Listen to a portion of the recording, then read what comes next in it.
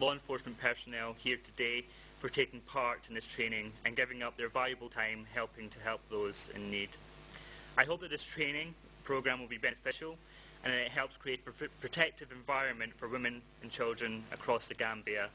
The training by the Female Lawyers Association of the Gambia is the latest in a series of activities funded by the British High Commission to sensitize institutions, communities and religious leaders on issues revolving around gender-based violence in the country.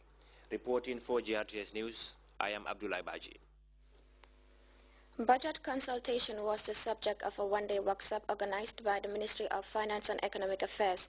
The gathering delves into budget preparation as well as challenges hostile to the attainment of the Millennium Development Goals. Fatou Jasseh reports. Of the Ministry of Finance and Economic Affairs have convened for a day's workshop on budget consultation. The forum will also provide participants the platform to review and examine bottlenecks deterring the attainment of the country's MDGs, central to which is the Program for Accelerated Growth and Employment page. One major hurdle to be tackled if the government is to realize its development blueprints is the debt situation, and this, according to Morsi, said Deputy Permanent Secretary, Ministry of Finance, would be addressed through a strict and comprehensive debt management strategy. As instructed by Section 8 of the Financials Instruction, a budget committee should be established to review and formulate strategy plans based on the policies of government, allocate resources based on objectives, outputs and activities, among others. DPSCC also dilated on the budget process. Sectors are vigorously advised to adhere to both new format of budget template and resource envelope as they are sealing during budget preparation process. Hence, the migration to MTEF. This has brought along many significant adjustments to align matters including sector strategic plans, MTEF budgeting, i.e. new charts of account, new budget template, among others. It is expected that at the end of this workshop, officials will learn new strategies on addressing budgetary issues and resource mobilization for the attainment of MDGs. For Grts News, I am Fatou Jasseh. The Intergovernmental Action Group Against Money Laundering in West Africa, GIABA, recently held its 4th annual briefing session for ECOWAS ambassadors and development partners. The meeting held in Senegal formed part of efforts by GIABA to contain money laundering, terrorist financing and other forms of transnational crime in the sub-region. Famara Fofana reports. Center in the Senegalese capital, Dakar, was the venue for the 4th annual briefing session for ECOWAS ambassadors and development partners by the Intergovernmental Action Group Against Money Laundering in the sub-region, otherwise known as GIABA. It was a jam-packed event as players in the sub-region strive to tighten the noose on the twin monsters of money laundering and terrorist financing. The proceedings were set into motion by the Director General of GIABA, Dr. Abdoulaye Y. Sehu, giving a genesis of the fight against money laundering. Sehu told the high-level meeting that the establishment of the Financial Action Task Force in 1989 by the G7 nations represents a landmark in the global effort to clamp down on money laundering and terrorist financing.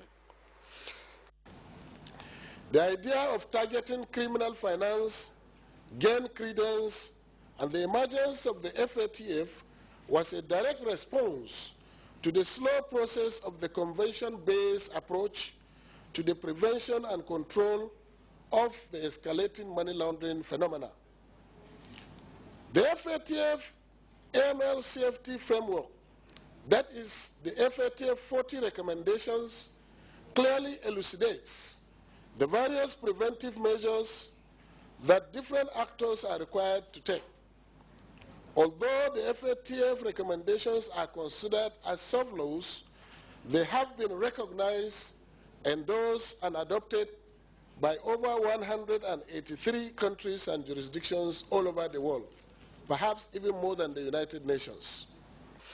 GIABA's Director General also reported that his institution has completed the first round of the evaluation of their member states and the newly joined non-ECOWAS state, Sao Tome and Principe, a development he said will be reported on their website.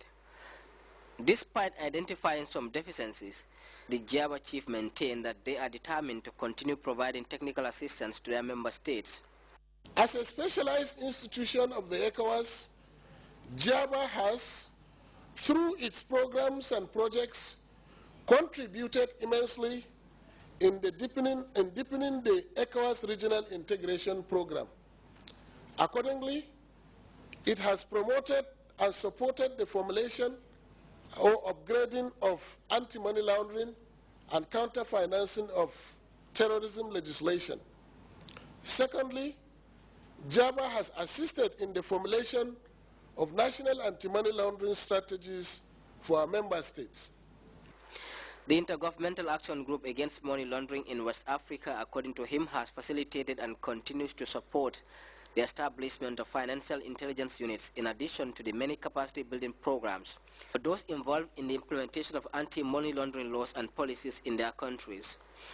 Apart from being consistent with the ECOWAS Vision 2020, GIABA's programs are also credited for raising awareness about the dangers of transnational crime, as well as complement other ECOWAS integration programs.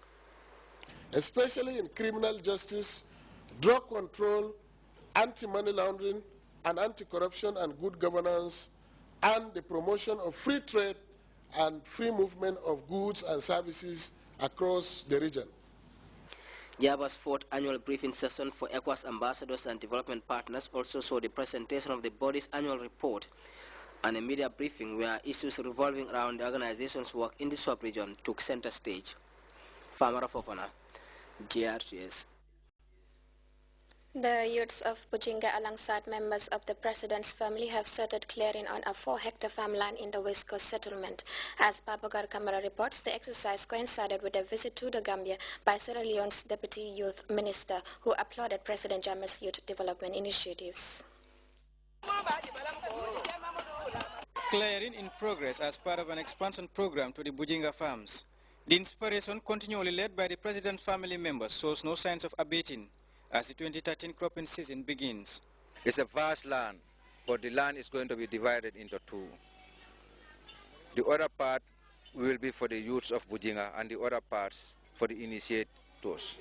The clearing exercise, staged in coincidence with the Youth and Sports Minister's tour to youth farms across the country, serves as a formidable platform for their Sierra Leonean counterparts, learn from the remarkable schemes hatched by President Jammeh. I want to congratulate President Jammeh, one of the few, if there are any, Pan-Africanists left, for his initiative. Youth issue is a global issue. It's like having children. Until you have children, you know what it means to really be parents. The youth ministry in Sierra Leone is very new. It's like 4 months.